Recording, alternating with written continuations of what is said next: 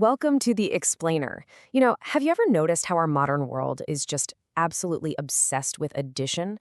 We're constantly told that to be successful, we need to add more to our lives. More data, more hours at the office, more side hustles, more connections. But what if the secret to moving forward actually requires stepping backward? Today, we're exploring a seriously fascinating mental model, the shrinking paradox. So does growth always mean adding? I really want to challenge your immediate instinct here. We are biologically and culturally wired to equate progress with relentless expansion and consumption. But as you'll see, the absolute most profound periods of growth often emerge from deliberate subtraction. Okay, let's dive into this. The shrinking paradox. The big idea here is that growth is almost never a straight, linear climb upwards. In fact, reaching a higher, more magnificent summit often requires you to first climb down from your current one. It's like a giant puzzle where you realize that less is actually more. And pulling off a strategic retreat? Well, that's often the ultimate power move. Act 1. The wisdom of subtraction. Let's lay down some philosophical groundwork. To truly grasp this, we kind of need to look back before we can look forward. Take this ancient wisdom from Lao Tzu. He pointed out that acquiring knowledge is all about accumulation, adding facts daily. But wisdom requires shedding that heavy load. It's all about letting go to reach a mental state of clarity.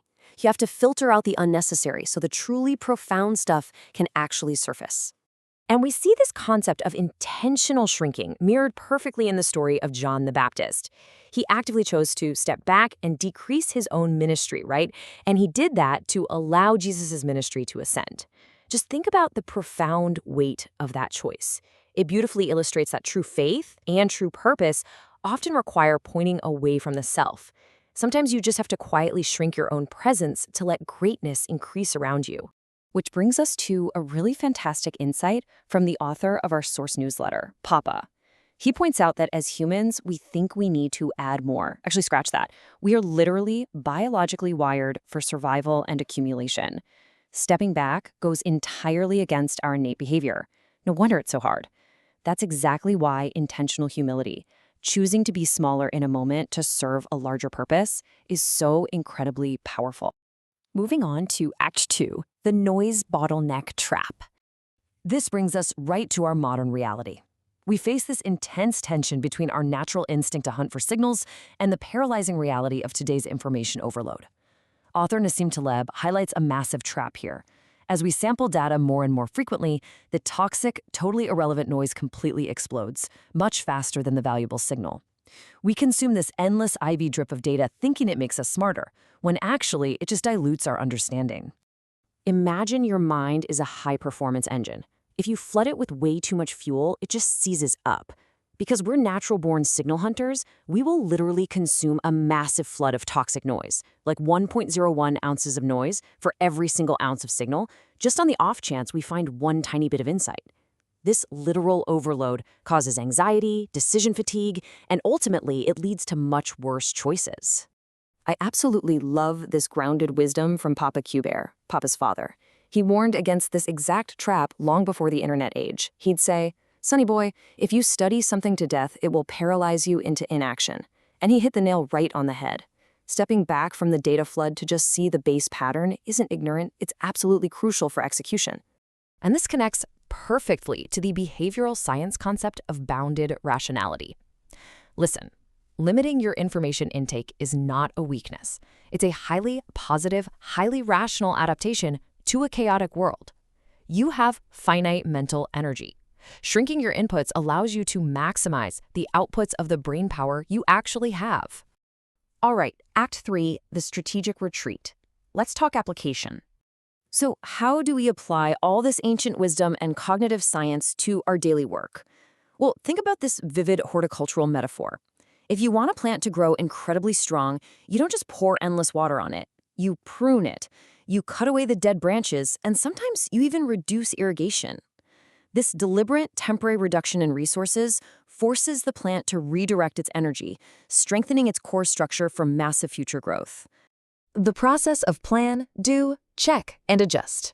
In business, this pruning process actually has a literal mechanism, a continuous improvement cycle developed by Walter Schuhart and popularized by W. Edwards Deming. Papa offers a profound insight here. When you hit the check and adjust phases, you're measuring reality against your plan. And you know what? Frequently, adjusting to reality requires a deliberate shrinking back of effort. You have to pull back, regroup, and prune the strategies that just aren't working before you loop back to planning. This is exactly why the strategic retreat is so vital for organizations. By physically stepping away from the daily noise, literally shrinking your immediate operational footprint, you create space. You prune away competing priorities to find clear focus. You turn surface-level nods into true alignment, and you replace directionless bloat with a sharply defined vision. It's a real game changer. But a quick word of warning here. Shrinking just to shrink, that's merely harmful austerity. Subtraction is only magical when it's intentional, when it's limited in scope, and when it's deeply connected to a larger, defined plan. You aren't retreating to surrender, right? You are retreating to gather your strength. Synthesis time, shrinking to grow. Let's bring all these threads together. We've journeyed from ancient philosophy through modern cognitive science, right down to practical business frameworks. So what should you take away from this explainer? Well, remember that progress doesn't always look like expansion. Subtract daily to acquire true wisdom. Filter out that toxic noise to preserve your clear signal. Regularly use the check and adjust phases to prune your efforts. And finally, embrace the strategic retreat to ensure your daily actions are actually aligned with your ultimate vision. This final quote from Papa perfectly summarizes the whole shebang. We have to let go of the illusion of the straight upward climb. True, sustainable growth is a living cycle of pruning the dead weight, regrouping your energy, and rebuilding stronger than before. Simplification is really what drives success. So I leave you with this final provocative thought. Take a look at your own life, your own projects, your own inputs. Stop asking what you need to add to be successful.